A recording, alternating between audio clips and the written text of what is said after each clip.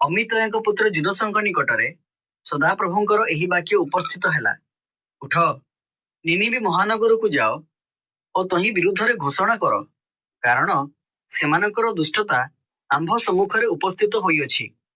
ମାତ୍ର ଜୁନସ ସଦାପ୍ରଭୁଙ୍କ ଛାମୁରୁ ତର୍ଷିସକୁ ପଳାଇ ଯିବା ନିମନ୍ତେ ଉଠିଲେ ଓ ଜାଫ ନଗରକୁ ଯାଇ ତର୍ଷିସଗାମୀ ଏକ ଜାହାଜ ପାଇଲେ। ତହୁଁ ସେ ତହିଁର ଭଡ଼ା ଦେଇ ସଦାପ୍ରଭୁଙ୍କ ଛାମୁରୁ ତର୍ଷିସକୁ ସେମାନଙ୍କ ସଙ୍ଗେ ଯିବା ନିମନ୍ତେ ସେହି ଜାହାଜରେ ଚଢ଼ିଲେ। ମାତ୍ର ସଦାପ୍ରଭୁ ସମୁଦ୍ରକୁ ପ୍ରଚଣ୍ଡ ବାୟୁ ପ୍ରେରଣ କଲେ। ତହିଁରେ ସମୁଦ୍ରରେ ଏପରି ପ୍ରବଳ ତୋଫାନ ହେଲା ଯେ ଜାହାଜ ଭାଙ୍ଗିଯିବା ପରି ହେଲା।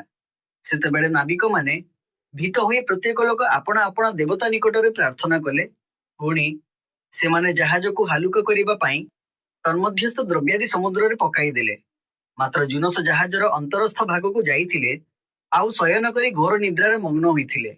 ତହିଁରେ ଜାହାଜର ଅଧ୍ୟକ୍ଷ ତାଙ୍କ ନିକଟକୁ ଆସି କହିଲେ, ହେ ନିଦ୍ରାଳୁ, କଣ କରୁଅଛ? ଉଠ, ତୁମ୍ଭ ଦେବତାଙ୍କ ନିକଟରେ ପ୍ରାର୍ଥନା କର। କେଜାଣି ତୁମ୍ଭର ଦେବତା ଆମ୍ଭମାନଙ୍କ ବିଷୟରେ ମନୋଯୋଗ କରିବେ ଓ ଆମ୍ଭେମାନେ ବିନଷ୍ଟ ନୋହିବୁ। ତୁମର ଭଲ ପାଇବା ଆମ ପାଖରେ ପହଞ୍ଚିବା ପାଇଁ ଲାଇକ୍ କରି ସେୟାର କରନ୍ତୁ। ଆର୍ ଗୋଟେ ରିକ୍ୱେଷ୍ଟ, ମୋ ଭିଡ଼ିଓ କେତେ ଦୂର ପର୍ଯ୍ୟନ୍ତ ଗଲା ଜାଣିବା ପାଇଁ ନିଜ ନିଜ ଜିଲ୍ଲାର ନାଁ କମେଣ୍ଟ କରନ୍ତୁ। ଆମେନ୍।